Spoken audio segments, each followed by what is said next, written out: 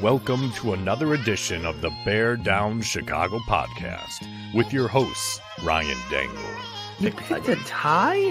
What are we True. in Europe? Like what? I'm sorry. Soccer? Ties happen in the NFL, man. They're called draws, right? Yeah. No, dude, why? Why are we doing? No, absolutely not. All right. Well, you got to keep your own record now because I don't have a tie column. I got a win-loss column. Patrick Sheldon. I say that because the flashlight emanating and beaming from the steaming pile of as today's game is David Montgomery. He is the flashlight in my pile of poop. Brendan Shagrew. So our buddy Brendan, who writes for USA Today, I have always screwed up his last name. Shugri? Shagrew.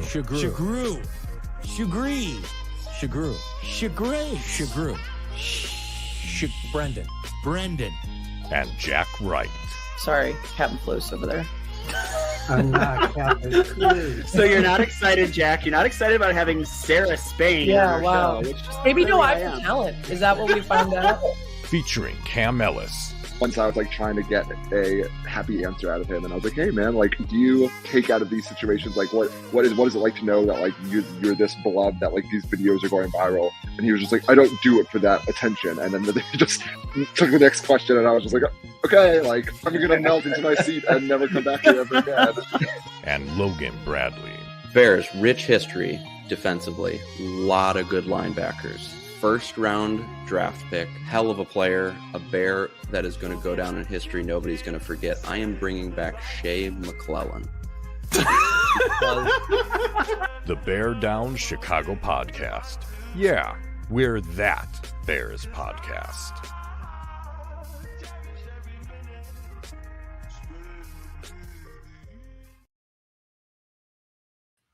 All right, folks, welcome into another edition of the Bear Down Chicago podcast.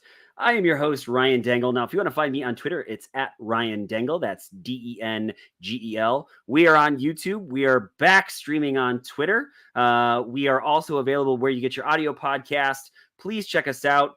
This is a big one before I bring Brendan to the table. I'm just super excited about this. We just got another 5-star review, and so thank you so much. You didn't leave your name, and so we can't thank you personally, but it means a lot. It helps out the podcast quite a bit.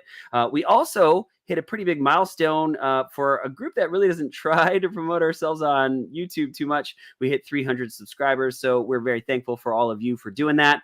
Let me bring to the stage the assistant editor of Bears Wire. You know him. He's probably the most famous person on our podcast. And by probably, I mean, he definitely is. Welcome to the show, Brendan Shagrew. Now, if you want to find him on Twitter, it's at Brendan Shagrew. That's Sugrue. Hey, Brendan. How are you, buddy? Hello, Mr. Ryan. I'm doing well. Yeah, it's a fun midweek podcast, and I feel like this is now when the dust settles for a lot of Bears stuff, so we can take a breath and kind of get ready for the regular season. But I'm good. I'm doing good. I'm just ready for football. Like, I don't know if did you watch any college football last weekend? I didn't, and I heard all of those games were amazing, so I'm a little bit kicking myself that I didn't. But no, didn't get a chance.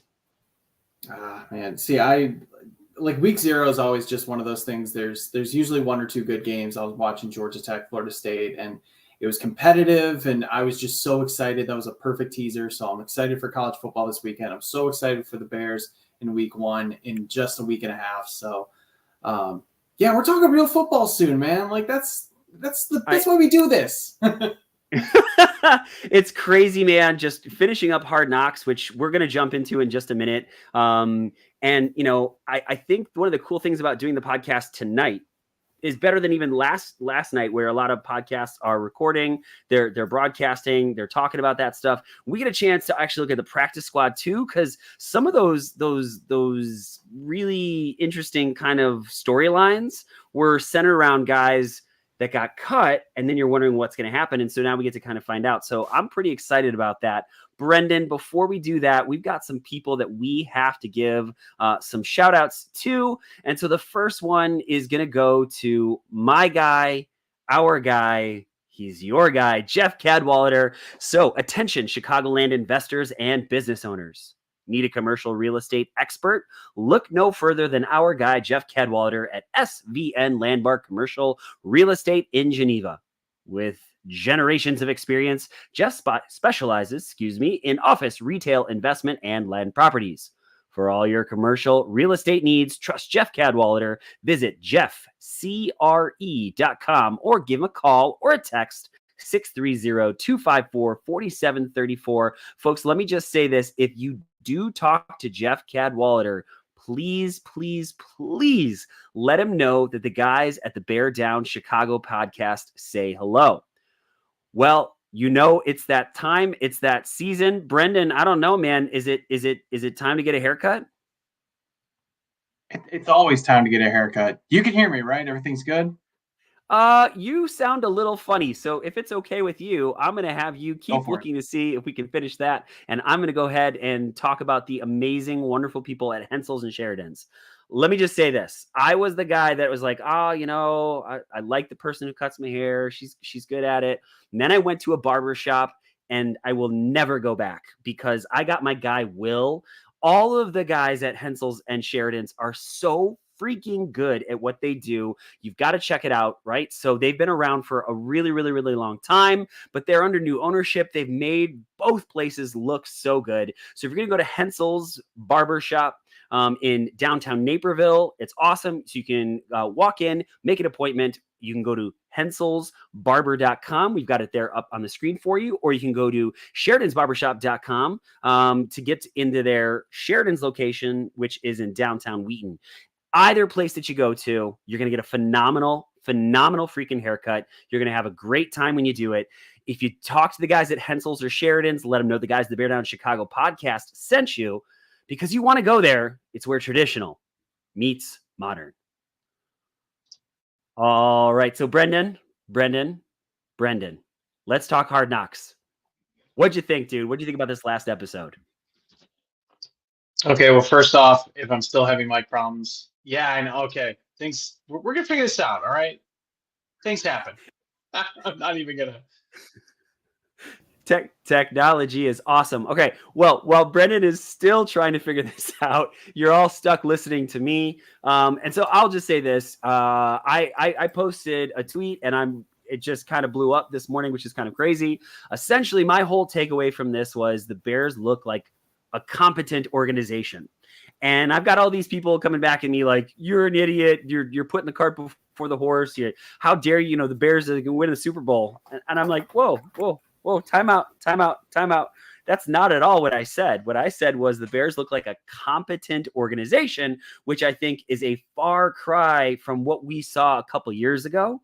And just listening to that final conversation with Ian Wheeler, that was an unbelievable gut punch. Just watching that kid in that situation, just to get cut, to see the long hug with mom, but then to see Ryan Poles kind of step into this position of, yes, I'm a GM, but I'm going to be a good human being. Because sometimes there's like a coldness that kind of happens, at least with some of the previous Hard Knock seasons. Here's a guy saying like, dude, I've been there, because he did play in the NFL, and a chance to say, I'm here, I'm available to you.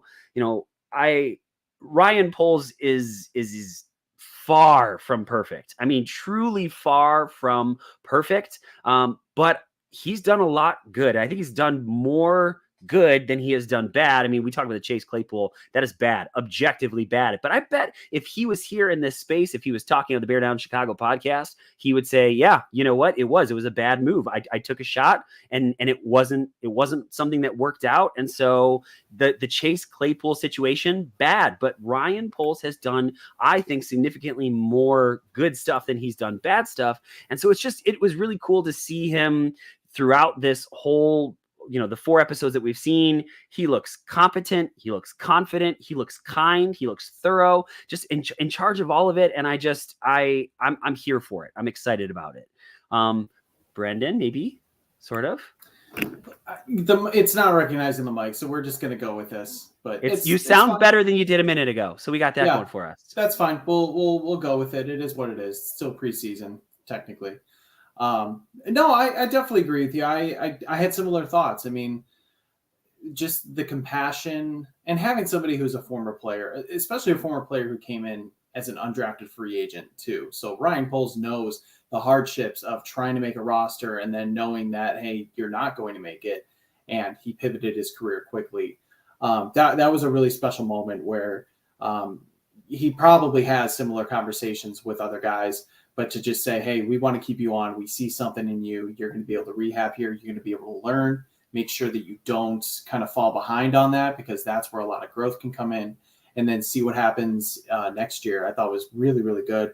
Listening to his press conference today too, Ryan Poles is one of those guys. He doesn't BS in his press conferences. He is pretty straight to the narrow. Like he'll tell it like it is. And he pretty much said, he's like, this is definitely the hardest it's been, because he's built such a competitive roster. He's also surrounded the team with likable and high character guys too. I mean, that just goes from the top down, like guys like DJ Moore, Keenan Allen, Roman Dunze, and even guys like we're talking about Ian Wheeler, Austin Reed.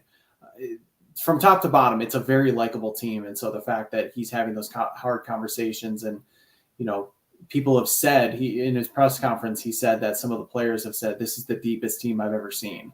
So I'm very encouraged by that. And I think he's just doing a very, very good job with building this team and building it the right way. And man, it was only 2 years ago, Ryan, where we were talking about Alex Leatherwood and, you know, Kingsley Jonathan, all of the guys that Ryan Poles was just taking crap and throwing it against a wall to see what sticks, because that's how bad the roster was. They didn't claim a single guy this time.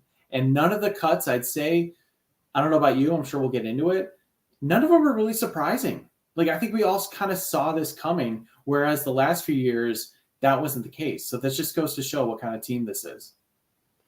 I think the other thing that I came away with is not necessarily just related to Hard Knocks, but is continuing this conversation about Ryan Poles, is he sees a need somewhere in the roster, and he trades or acquires that talent in some way without giving up like unreal draft capital. Just thinking about the way that Ryan Pace just threw draft picks away like they were absolutely nothing, overpaying for everything. I mean, again, aside from the Chase Claypool, which was bad. I mean, he just, you need some help at defensive tackle. You bring somebody in, right? You bring in this kid from Seattle, whose name is escaping me right now, as a situational pass rusher. Like it's the stuff that we look and say, well, hey, they're not there yet, but he's working towards it and bringing in the right people.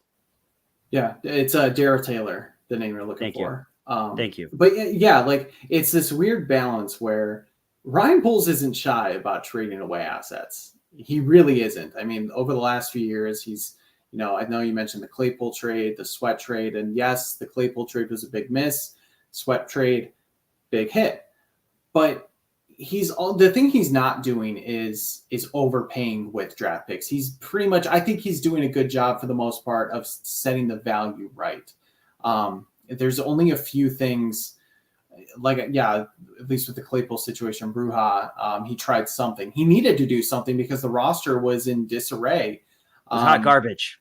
It was hot garbage. They were trying to figure out ways to improve it. But yeah, with trading for Darrell Taylor, he's somebody who brings that pass rushing expertise to the Bears, who can get after the quarterback. He's not great at going after the run, but for a 6th round pick, you can live for that. I think with Ryan Pace, the thing was he would compile and kind of like stack picks on top of each other and, almost outplay himself, whereas he feels like he needs to offer more and more. And that's where the Bears got into the worst situation, where they maybe didn't have a plethora of picks, and then they're trading multiple picks just to move up. That's the issue where I think Ryan Poles has done a good job of not spending too much. I think of the Mitch Trubisky trade, surrendering like a 3rd, a 5th, and, even more just to move up one freaking spot. That, like, something like that Poles is not going to do. To get the wrong quarterback. I just, I just, so, I've had a couple back and forth with some Giants fans and some Bears fans that watched the Giants this off season.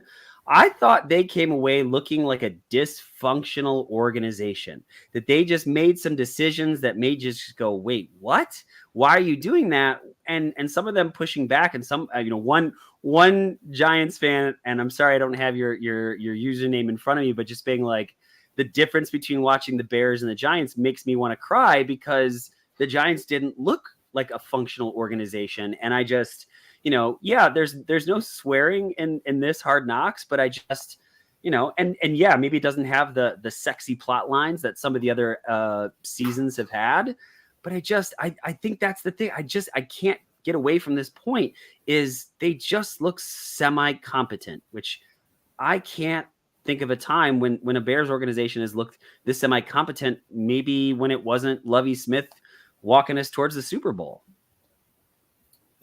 That's very true. I will kind of push back a little bit on that. I think the Bears are competent. Like, I'm not dismissing that at all. You're definitely right. What I think the Bears realize, though, is that the Giants didn't do a great job of vetting their own material, and they didn't do a good job of kind of like controlling the narrative and controlling the edit, which they could do. They maybe just said, yeah, just put it out there, whatever. And then they looked terrible with those decisions. And it's, it was a lot more real. There are things that have happened with the Bears that have not been aired with Hard Knocks. And I'm not just saying with the curse words or anything like that. There have been a few can't blow up fights. There was one big one reportedly last Monday or Tuesday, one of the days, one of the final public practices. We didn't hear anything about it. I posted about that on social media, and somebody's like, there was a big fight. From Hard Knocks perspective, you would think everything every single day is hunky-dory. You're not seeing any of the missteps. They did show a little bit of the Caleb Williams, like, missing targets and stuff like that early on, but you haven't even seen that. So I just think the Bears have done a much better job of controlling the narrative and controlling what's actually getting shown.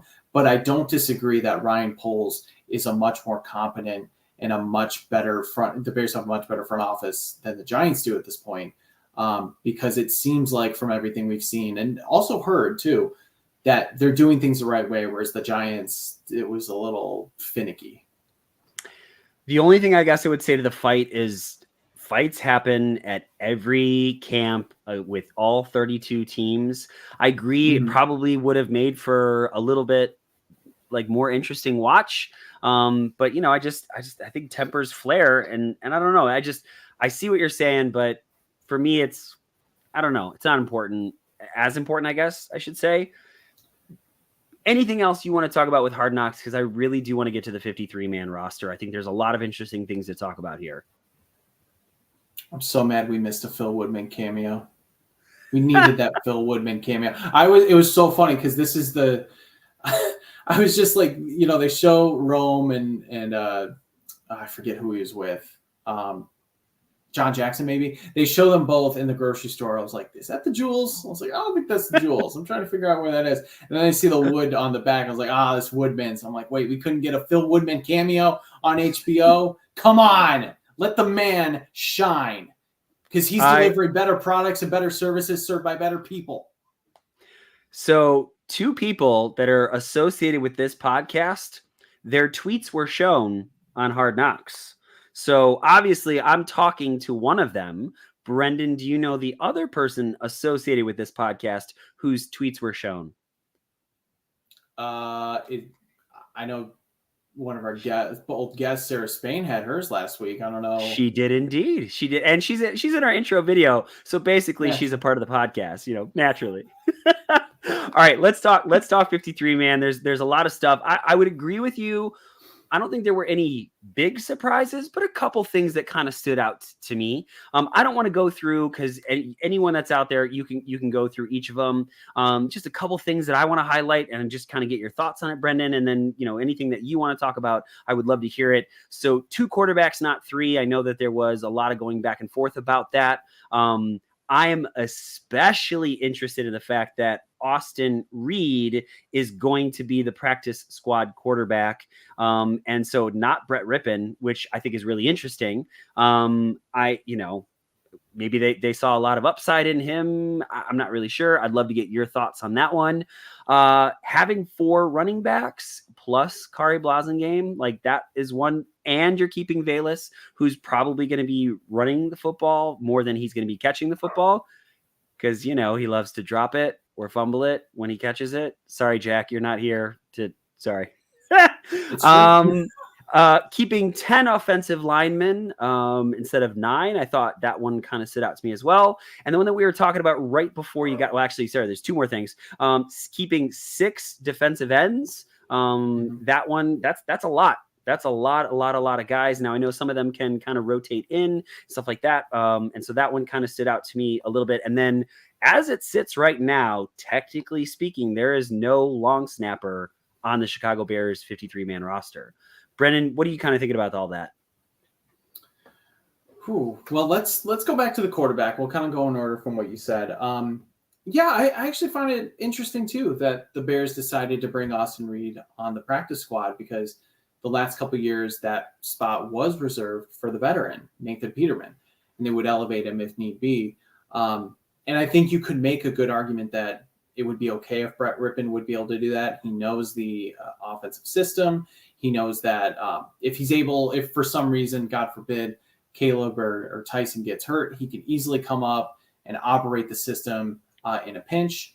But it shows to me that they're wanting to develop guys, and they see something in Austin Reed who he could do that. So it feels just more like they're actually trying to take the time to develop these guys instead of just trying to be like, well, we know what you can do. We know your strengths, weaknesses, whatever. We know we can use you in a pinch. So, and I think that also just goes to show the belief in Tyson Bagent. I think there was no question that he was going to make the backup quarterback job, but the fact that they released Brett Rippon and have Austin Reed, who I think you can say, I don't know if it's like sacrilege to say, I thought Brett Rippon was a better quarterback overall in the preseason than Austin Reed, but I like the idea that Austin can bring something from a developmental standpoint.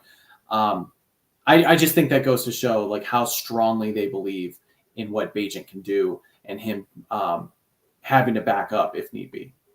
I was so interested in that, and I thought this offseason you might see a Ryan Tannehill show up to be, that veteran kind of backup, maybe / mentor, someone along those lines. But Tyson Bagent, man, I mean, you just kept seeing him, then the Bears being very confident in him kind of oozing this confidence. And yeah, he flashed really well last preseason. And the Bears were very confident in him, but he looks different. He looks so much better. And I just thinking to myself is I am far more confident in a Tyson Bagent backup than I am probably some of those other guys that are out on the street and maybe available. Yeah, it's funny. Like last year, you're seeing this guy come in, and you're like, oh, this is cute, this is fun, it's a nice story, and wow, he's performing really well. Like when are the wheels going to fall off or something like that? But this year, he looks so much more confident and in command, and I mean, his arms look bigger. Like he looks older. I don't know. He looks like he went from like a 16-year-old to a 26-year-old overnight, just with how much bigger he's gotten. He said he's grinded his face off, and you can see it in not only how he looks, but how he plays. It just feels like he's so calm and confident under center. And I'm kind of shocked. Like I had a feeling he was going to be the backup quarterback pretty early on, but I was still a little bit nervous.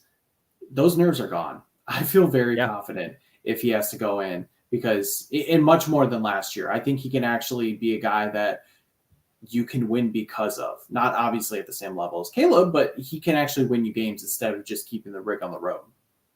I do wonder, were they planning on playing him another drive before that touchdown run?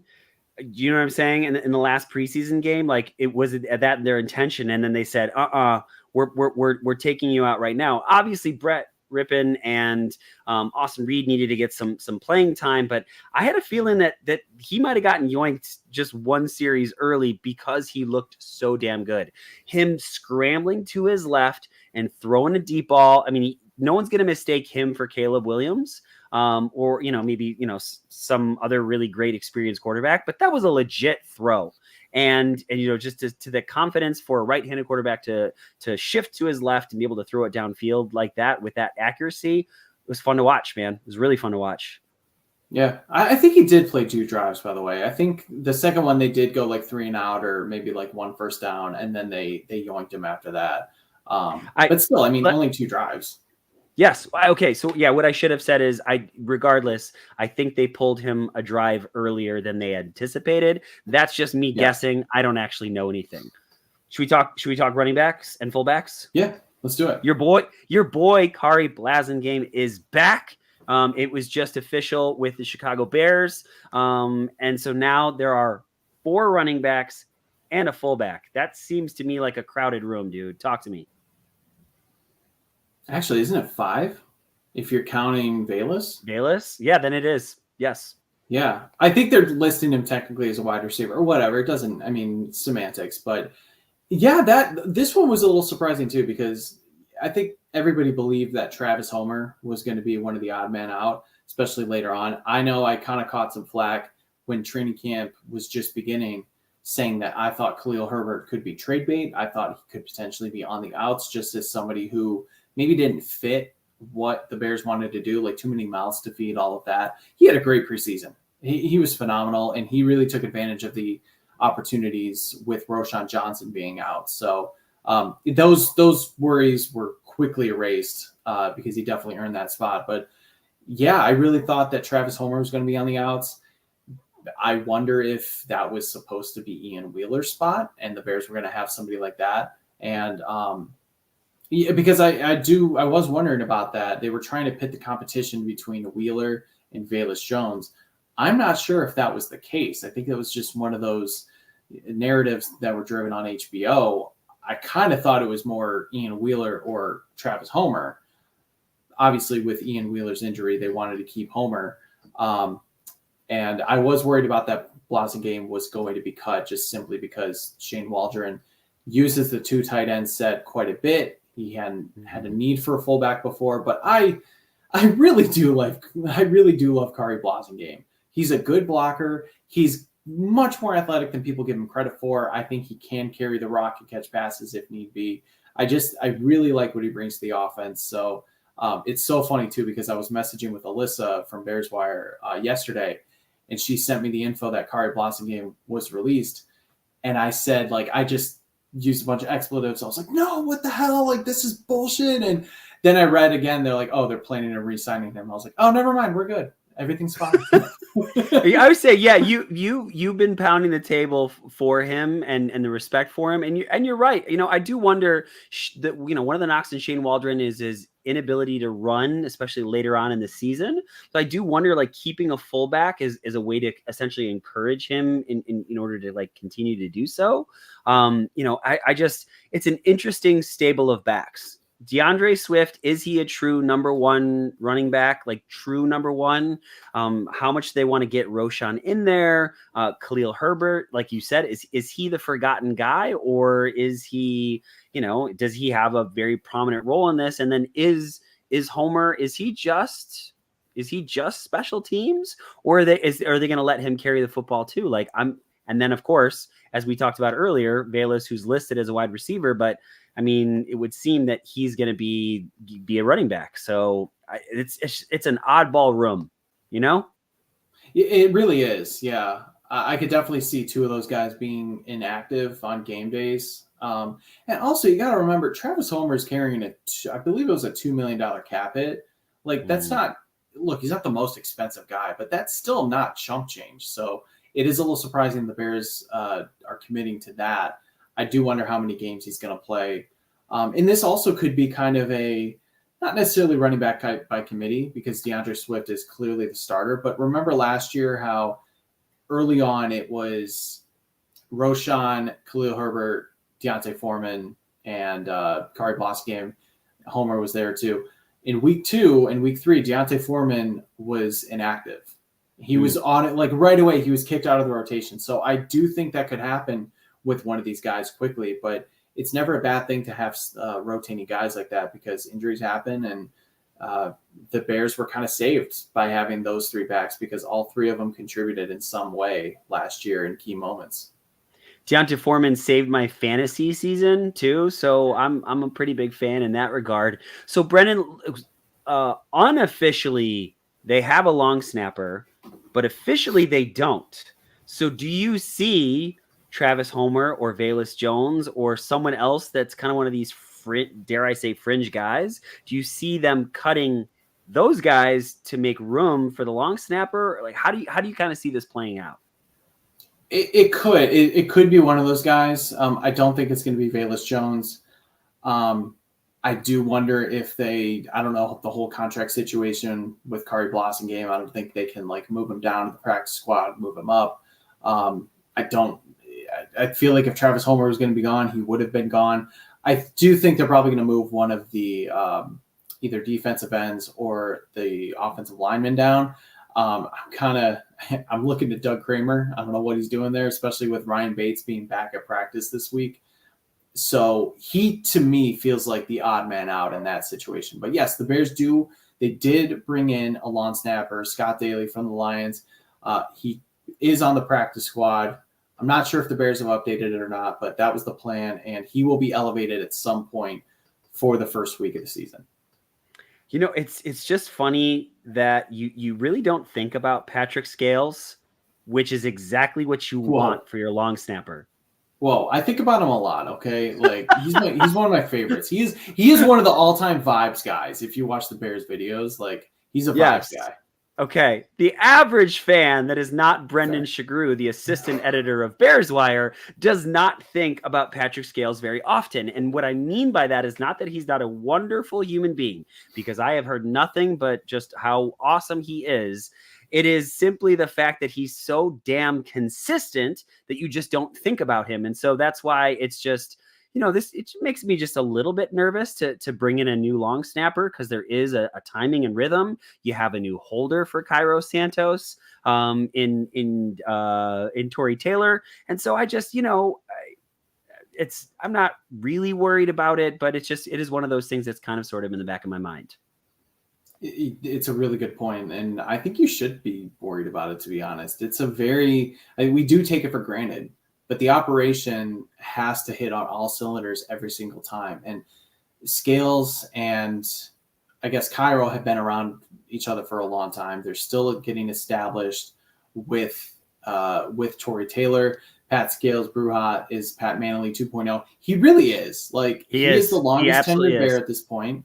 He also contributes to the Long Snapper of the Year award that is named after Patrick Manley. So that is not like, you're right on the money. Like he's Pat Manley 2.0.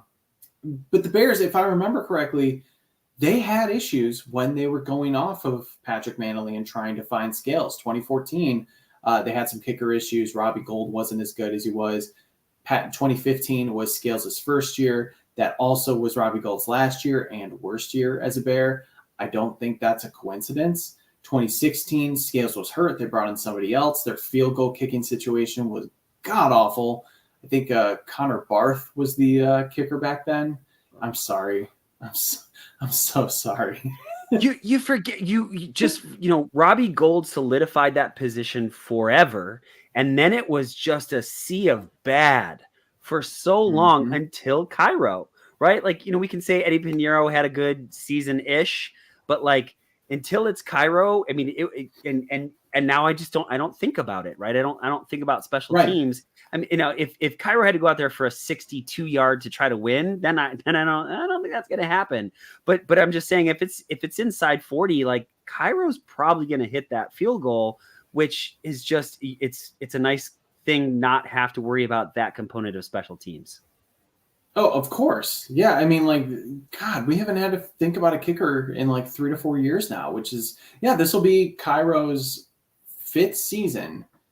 And technically, I mean, he was around in 2017 for a cup of coffee, but yeah, we haven't had to think about it. But the point I was trying to make is like, you swapping out the long snappers and, continuing to disrupt that operation can lead to some bad things, because field goal kicking was not great for the Bears in 2016 and 2017, not only because of the kicker, but also because of the long snapper. So hopefully this guy from the Lions, he's a local kid.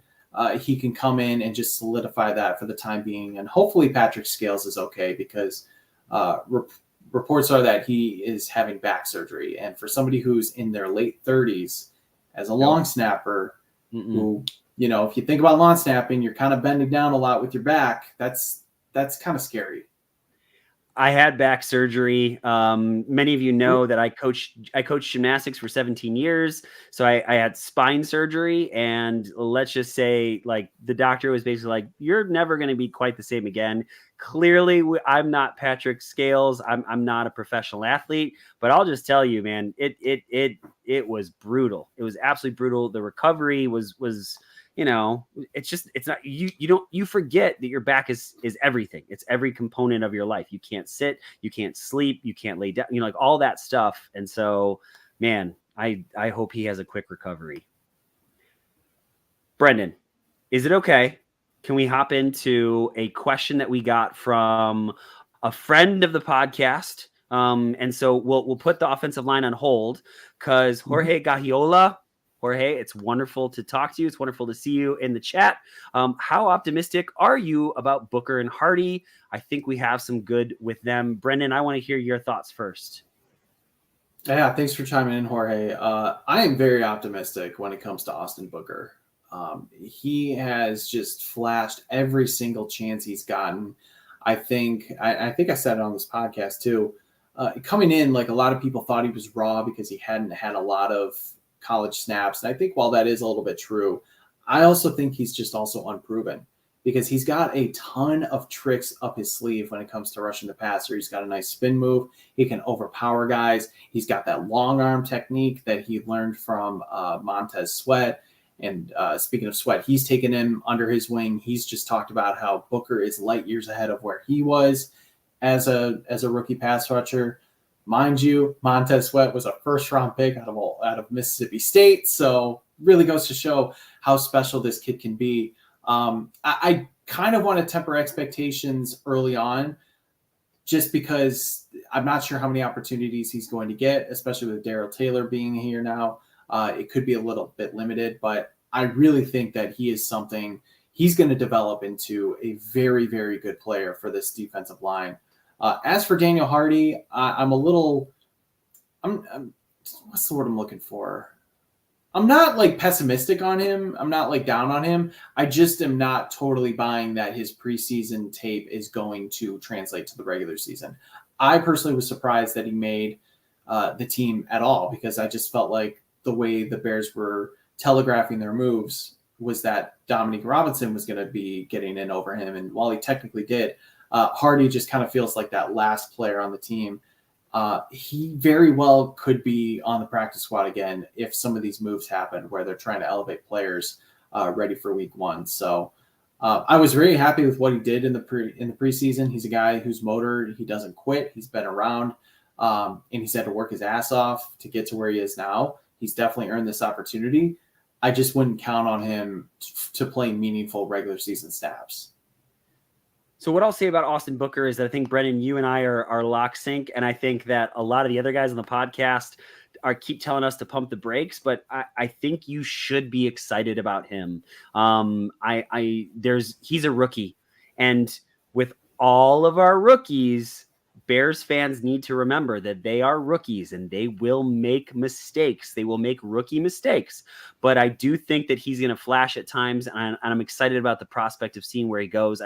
Brendan, your point about his bag of tricks, right? He's not a one-trick pony, and I think that's the thing that has me most excited. When he continues to add size and strength, I think he's going to be a really good player. I'm excited about it. On the Daniel Hardy thing, I disagree with you. I think because they are a little thin at the top of that defensive line, they had to bring in somebody that showed something.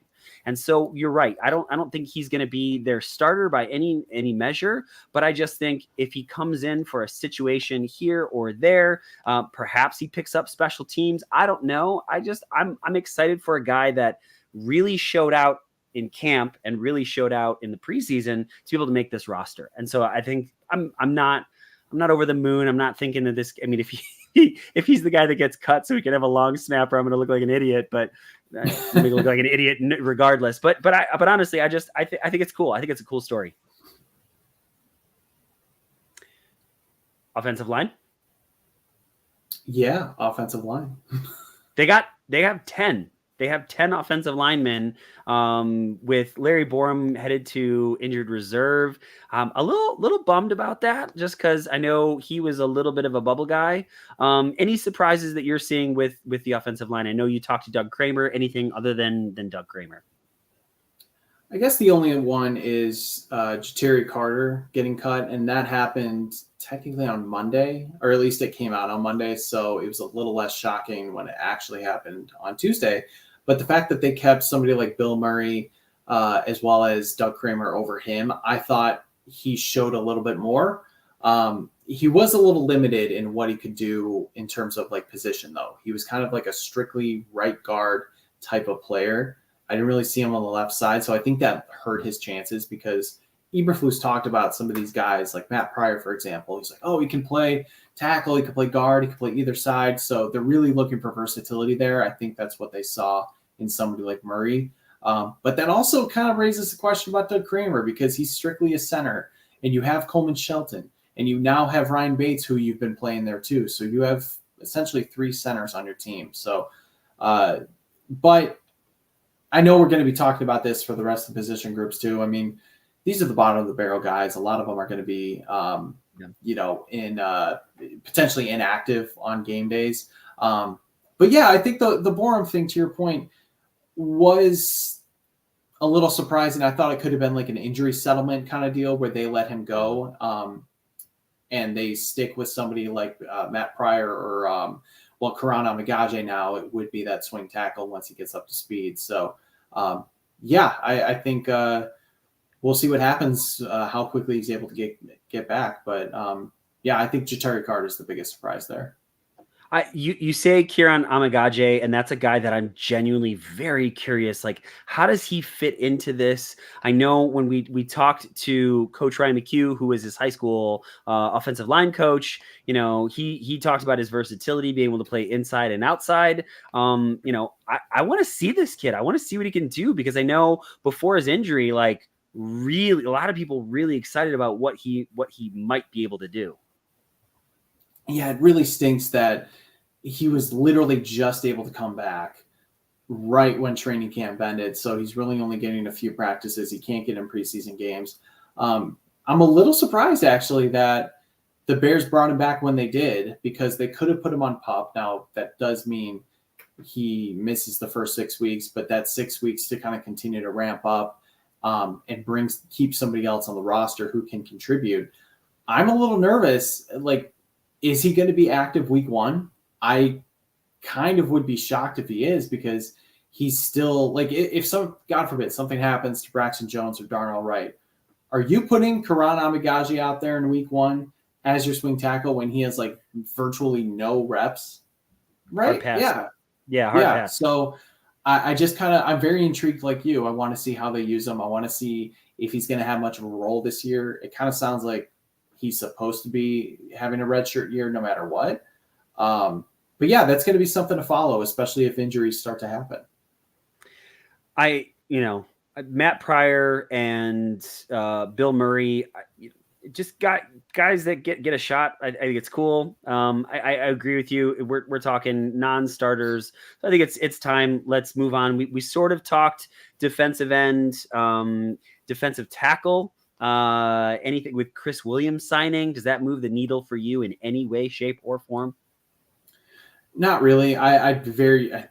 He's barely played. I don't really know anything about him. From some people I've talked to who they talked to from the previous stops, they really sing his praises. They think he's a really solid guy. They think he can be a contributor. So clearly the Bears saw something in him to not wait until cuts happened and do a pick swap to make sure they got him. But I was interested to see if they were going to try to add somebody else. There were a couple defensive linemen that I was targeting. who could potentially be somebody like space eaters, like Andrew Billings, because the Bears really only have one guy like that. Javon Dexter slimmed down. Zach Pickens is pretty thin as well. Those guys are more, would play the 3 technique, I would say. I'd be worried if something happens to Andrew Billings, because I just don't think they're capable of having somebody to fill his space literally and figuratively. Played his way into a new contract, I think rightfully so. A solid player. Yeah, that one makes me really nervous because the back end of this defense is so damn good. I mean, that secondary truly might be one of the top 5 units in the league. I mean, they have a potential to be special, but if the defensive line is super thin, that puts so much pressure on them. And while I think a few of those guys can live up to that, I just, you got to get them some kind of help. And so, a little beef in the middle of the defensive line sure would help that out a lot. Yeah, I mean, I'll just go back to it. If something happens to Billings, if something happens to Dexter, they're screwed. I don't believe in Zach Pickens. I don't know enough about Chris Williams. I know they picked up a couple people on their own practice squad who could potentially fill in, but that's pretty much I think that's the biggest weakness of the team right now. And they're pretty top heavy. So just pray for good health, man, because things could go south if something happens to those two. Absolutely. Linebacker, the only one that kind of sort of got me was the Noah Sewell, with him being hurt and, just Carl Jones Jr. having such a damn good camp, and our guy, Micah Baskerville, dude, all he does is get pick sixes, man. I don't know, what's he got to do? But both those guys getting signed to the practice squad shows I work on a podcast, and I am not a football coach for a professional football league. So there's that. I think it's also special teams is kind of an issue with Baskerville too, unfortunately. So as good as he is on defense, if you can't play special teams, you can't be a gunner, you're going to be limited. So they obviously saw something a little bit more in Sewell, who does have pretty good special teams abilities. Yes. Kind of rounding things out, because I think we pretty much hit the big stuff on the roster. We can absolutely talk about anything that I might have missed, Brendan, but it was cool to see both Stephen Carlson, the tight end, make the practice squad, as well as Colin Johnson, the Hall of Fame game champion Colin Johnson, to make the practice squad. And then one that I was genuinely very surprised by, that Reddy Stewart somehow made it to the practice squad. I thought that dude for sure was going to get snatched up. To have 2 picks in one game and to have one of them as a pick 6, I just, there's got to be a team out there that is a need for a corner, and that's a good one. That's a very, very, very good one. That really surprised me. Yeah, so we do this a lot. We do this every year, and collectively, we look at the players that are potentially going to be released or waived, and everybody says there's no way that guy's going to get through. There's absolutely no way. He's way too good. He's not going to be on the practice squad. And lo and behold, he's on the practice squad. I've pretty much thought that for most of these guys for the last few years, that we overvalue them like crazy. Reddy Stewart was probably the only one that I was actually worried about, because of the fact that nickel corner is such a niche position. And if you find somebody, especially in 2024, with just the amount of passing offenses, how important that is with that coverage. Teams are playing 3 cornerbacks. They're not playing 3 linebackers traditionally. You need somebody like that. And he showed the ability to play at that level, to at least be serviceable for a team. And especially when you consider the Panthers, they claimed 3 or 4 cornerbacks today. I don't know if you saw that. They are just they're doing what the Bears did 2 years ago. You have a new GM, you have a new coach, and they're just trying to grab as many people as possible to see what sticks. And a lot of them were corners. So yeah, I was actually a little surprised that Reddy Stewart made it. This guy was a ball hawk in college. He has a lot of experience playing at Troy, and all he did was just pick passes off. So I'm really excited about what he can do. I can definitely see him having a Greg Stroman-like impact if he needs to get elevated for injuries for whatever reason. But that also goes to show how strong and how deep this cornerback position group is, because while I really liked Reddy Stewart, Josh Blackwell had a really good camp. And Kyler Gordon's Kyler Gordon. If he could stay healthy, he's a menace. So that just goes to show how good this position group is. Did you see the tweet from Potash today? Oh my God, he all he did was compare the roster from 2021 to 2024. Dude, do you remember? This was our first full year doing the podcast together. How bad that secondary was. How bad that team was, period. Yeah, but Kendall Vildor and Duke Shelley and Marquis Christian were your starters with Jalen Johnson, man. Woof, and woof. Brendan, anything else you want to talk about with the 53-man roster? This has been a good episode. While you're getting set up for that, folks, our next episode, every single time we do this, it's our season predictions. We're going to go through every game, wins and losses. And this is something that has not yet happened on the Bear Down Chicago podcast. All 6 of us will be present for it. I can't believe we got the whole band together. It's going to be a fun episode. We're gonna laugh a lot, and we're gonna pick. So if the Bears are going to win or lose, you're going to know, because we've already picked it all. So, Brennan, anything about that episode or anything else about the 53-man roster that you'd like to talk about? You will have to tune in to see if I pick another tie again. I was listening. The video that you made, first and foremost, I don't give you enough credit. It is so freaking awesome. For all of you audio only listeners, please just come by and watch the video that Brennan put together. The audio, it's so awesome. It's so awesome, and it makes me laugh every single time. And you picked a tie. I hear myself saying that, and so yeah, if you pick a tie again, you're off the podcast. No, you can't do that. You put together the video. You keep bumping me up. You actually did the video, which looks phenomenal. It's great to have that. You did great. Even actually matching up some of the clips with the audio that I picked. I just ripped the audio and you went in and found the clips to them. So props to you. It is really good. And your face when I picked the tie was just, you were just so confused. It was the funniest thing, man. I'm sure for any of you tuning in for the very first time, we have a whole lot of fun on the Bear Down Chicago podcast. Cam Ellis said this, something like, you guys are too good of friends that sometimes you need to fight. And it was we fight. At one point, I thought that we were going to have to jump through the screen to stop Patrick Sheldon and Jack Wright from killing each other. And they're totally fine. They're totally cool, but they were at odds. So we're looking forward to that episode very, very much so. So Brennan, anything else that we missed? Anything at all? I'm just going to highlight Bruja here.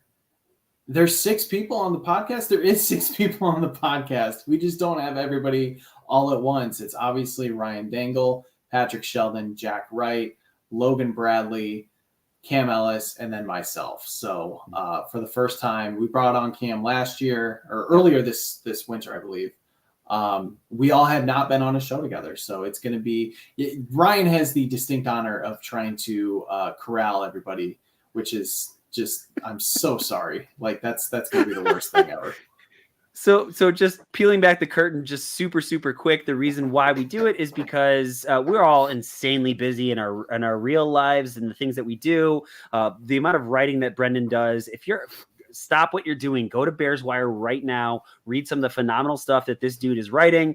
We're all very, very busy. Not Jack and I, but Shells and I have little kids at home. So we're trying to run around like crazy. Logan Bradley had a job that basically took him away from what we were doing, but he has a new gig, a new job. And so that means that he's going to be coming back to the podcast a little bit. So we're excited about that very, very, very much. Brendan, this has been a fun one. And I'm really looking forward to next week.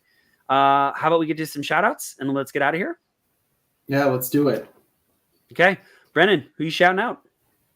All right, so I am shouting out somebody I shouted out a long time ago. You know her, you read her work on Twitter, and just the amount of threads and big tweets that she has. Kirsten Tanis, she recently got 5,000 followers, which is a huge deal for her, and I just told her it was well deserved. And she reminded me of something. She told me, she's like, you were one of the first people that shouted me out, for reading her stuff way back when. I forget when she started really just talking about the Bears on Twitter.